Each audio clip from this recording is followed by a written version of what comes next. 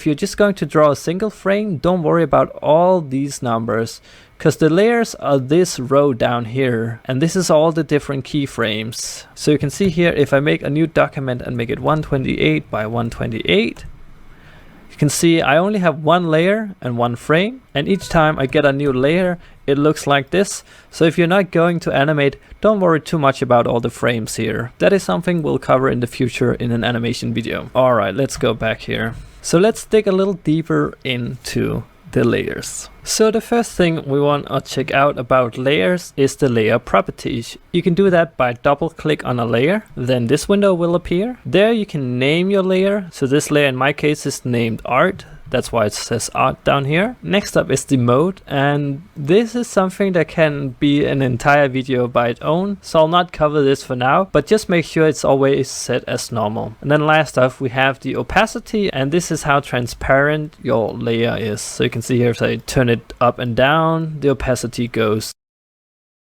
down as well.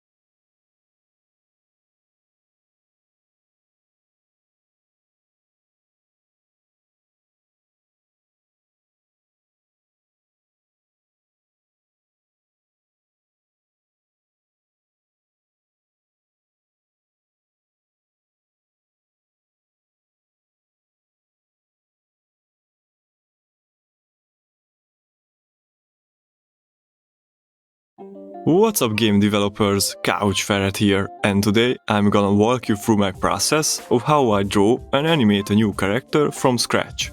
I'll be doing all 8 directions for both walking and running animations. During the video, I'll explain a few things in each phase, but sometimes I'll be quiet, so you can enjoy the process and the chill music. If it sounds fun, then stay with me and consider subscribing with the bell icon so you won't miss any future videos of this game. Cool, let's begin. The first thing I'm doing here is a horizontal and vertical scale for my characters. It will help with their sizes. Now I'm picking a color from the middle and blocking out the character's shape. I started without a vertical mirror, but then I turned it on because it helps a lot to create the front view of the character, which will most likely be symmetrical. I'm defining the character's face with a yellow-greenish color and trying to figure out the placement of the eyes. He'll also be a bit slimmer and shorter overall. Later, I'll also have a taller version of him too. I put a few pixels of shading on his face.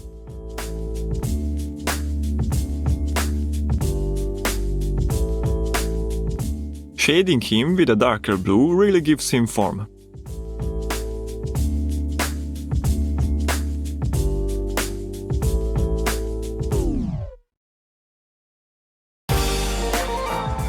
He looks strange and alien, but I prefer sketching with a color gradient instead of grayscale.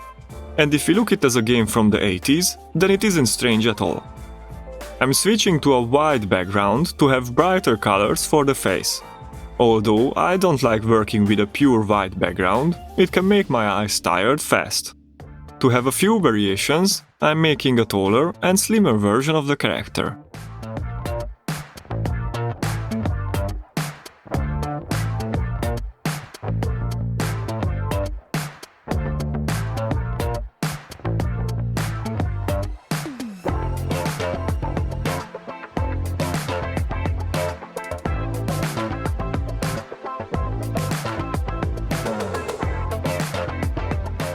By scaling his head a bit smaller on the y-axis, it makes him fit the top-down perspective better.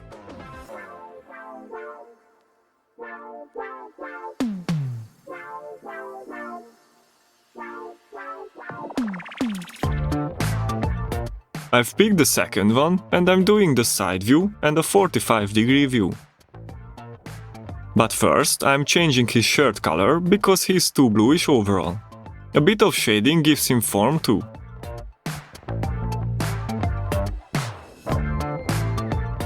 Sometimes I zoom out to see him from a distance and get a feeling for how he will end up in the game. Also, the preview window is a huge help in this too.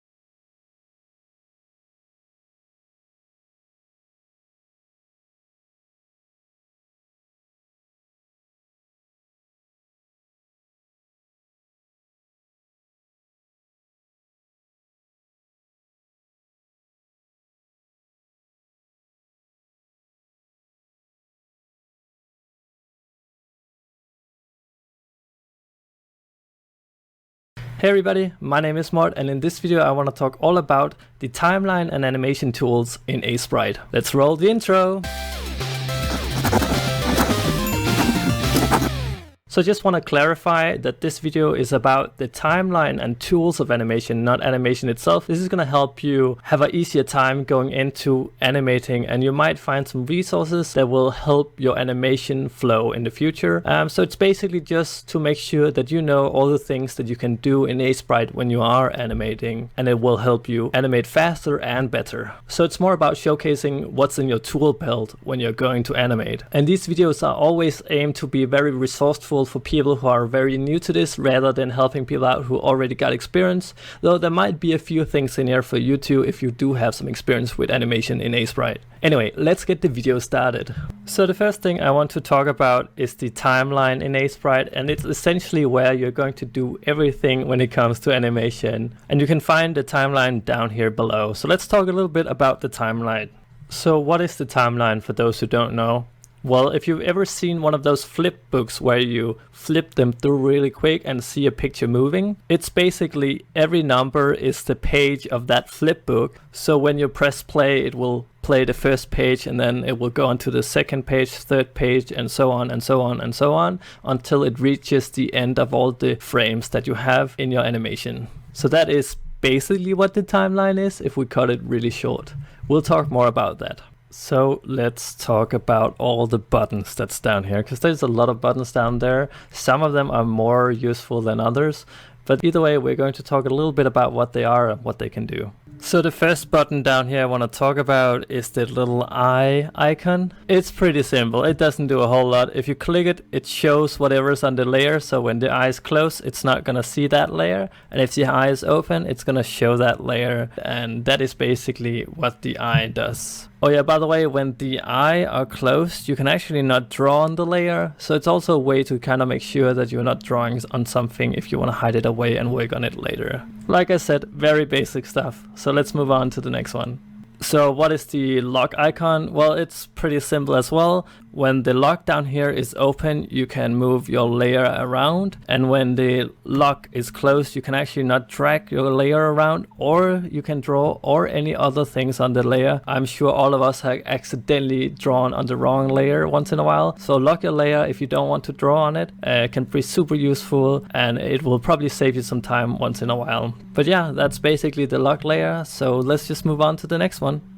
Alright, this one is a little more interesting. This one is all about the cells. It's the little icon down here with the two dots. And if you click on it, you can see it becomes this icon with one long oval. So what is the difference between the two dots and the ovals? Depending on what icon your layer has activated, every time you make a new frame, it will either make an individual cell or a linked cell. So what is an individual and linked cell? Well, a individual cell is its own picture. So you can see down here on my art timeline, it's all individual cells. So if I go back, you can see all these are the individual pictures in my timeline. But where you can see I have this linked cell down in my timeline is on my frame. So you can see in my tutorial, I have this frame around my images, and that image should be the same on all my frames. So therefore I make that a linked cell. So if I'm ever editing anything, let's say I draw something on my frame here, I'll want to erase this bit. So every other frame will have that same edit I did to that particular cell. But the cool thing about the cells is that you can actually mix and match them. So you don't have to always have individual or linked cells on one layer. This was something I wish I knew earlier on, but I didn't realize it until a little later.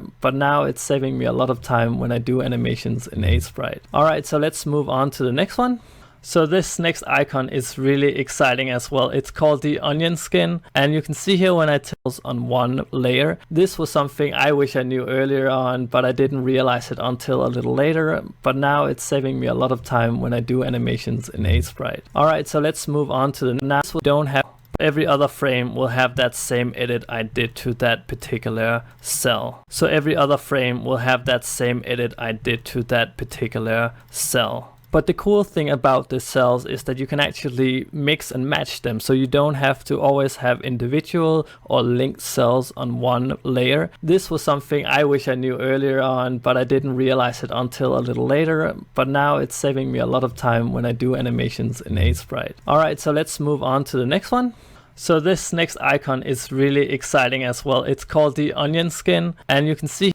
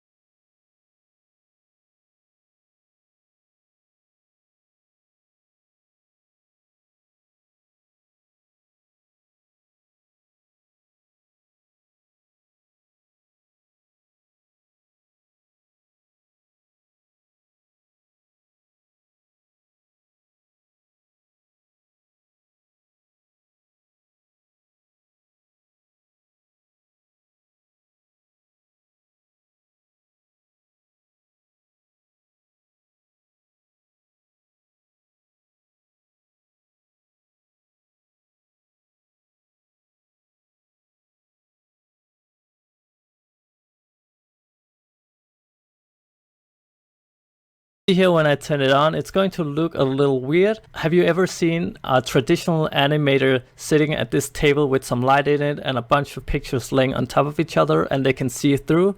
That's basically what it does. To showcase probably how it works, I'm gonna jump into a different document real quick so I can show you how it works. So I'm gonna try and turn it on down here, and you can see these little boxes come. Depending on how far I drag these is how much it's going to show of my animation. So I'm gonna make a ball that's gonna fall down and jump up and jump away. So you can see here when I scroll.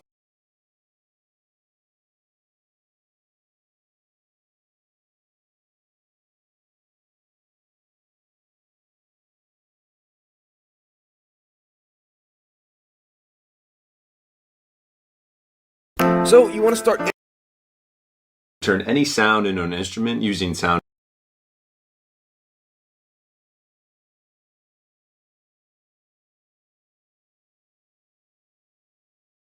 You can see here when I scroll.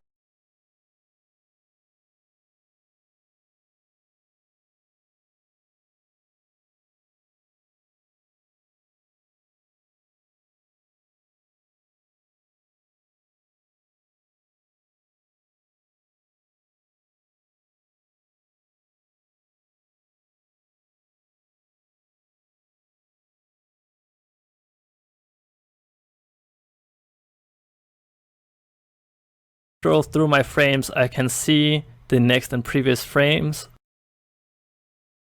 Trap sampler. I'm personally just using a vocal sample, but you could throw in any one. Animating in aseprite, but you're a bit confused of the timeline, or maybe you just like watching tutorials. Hey guys, I'm Kai, welcome back to Tuts by Kai, and today we are back in aseprite once again, and we're gonna be taking a look at the timeline functions down at the bottom there. So first things first, let's get started. We have our, of course, go to the first frame, previous frame, play animation, go to the next frame, and go to the last frame. Down here we have our layers, so if I want to right click this, I can go a new layer, or I can hit shift in, but we can add a new layer, and then we can draw on top of our existing layer. Of course you know how layers work already, hopefully. So we have our little eye over here. This will hide this layer. So if I were to draw a disgustingly ugly neon pink circle, maybe I would erase that little piece at the top. Hit E to erase, by the way. We can change our brush size. We can go boom. Oh, no, that's the wrong one. We can add that right there. Boom, and we can hide that layer. Or we can lock that layer so I can never do anything to it again. I can't erase it, I can't add anything to it, but we can unlock that anytime we want to. This little button right here, we'll get into that a little bit later once we have a couple more frames. If I want to, I can actually hit this little settings icon up here and position this at different places. The timeline, we can position this at different places. We can position it to the left or to the right, which is pretty handy, especially when you're animating sprites for games. You have it over there on the right over there. It's pretty good sometimes, but I do prefer to have it at the bottom since I can see more of the frames all the way along the bottom of the screen. So we can have onion skin, we have the merge frames, or the red and blue tint. I'm going to have that on the red and blue tint for now. We can change the opacity and the opacity step of each onion skin layer.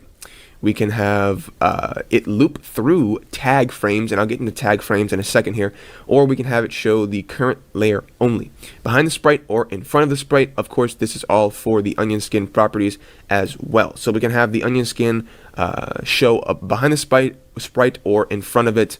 Behind the sprite is better in my opinion because you can see what you're doing. Alright, so this little button right here, this is the, ooh, yes, that's right, that's correct. Okay, let's add some frames here. So what I'm going to do is I'm going to hit this little plus down here, and this will add some frames. So we can just add a couple of frames, and this will add frames based on what this frame looks like. So if I go on frame 1 and have this looking like this, all of these frames will have this same circle. So if I go to frame 2 now and hit B to get my brush, or go over here to this pencil tool, I can add like this bigger piece over here, like maybe that's an ear. Yeah, maybe this is an ear, and his ear just got bigger. As you can see, you can see the onion skin beneath that. And if we go back and forth between the layers, you can see that his ear gets smaller and bigger. That's pretty nice. All right, so that's the onion skin right there. Oh, that's the onion skin right there. That's the onion skin property. If we turn that on and off, you'll be able to tell that we can see the onion skin and we cannot see the onion skin. All right. So now that we have pretty much all of these functions down, except for this little double circle tool here, this is pretty